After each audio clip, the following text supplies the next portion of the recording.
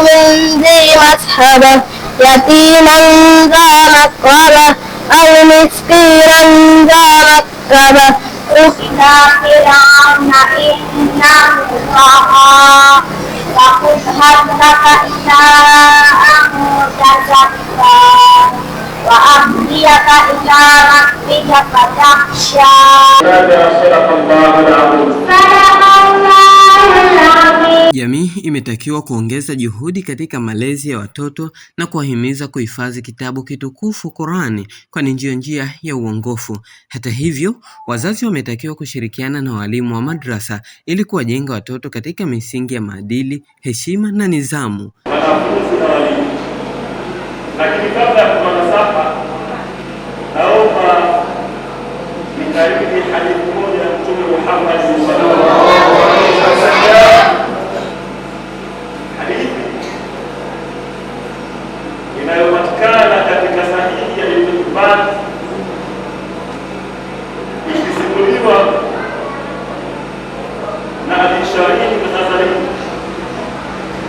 Bwana Mungu anasema خرج علينا رسول الله صلى الله عليه وسلم فقال أبشروا أبشروا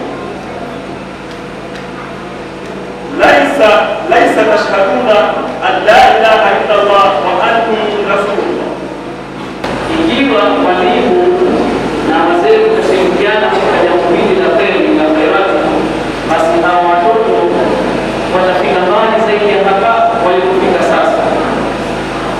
Hivyo na sana zangu mkuwetu ushirikiano ya watoto bila ya nyinyi, bila mashirikiano yenu, basi hili jambo lisingefanyika kwa ufanisi kama mnavyoona hapa.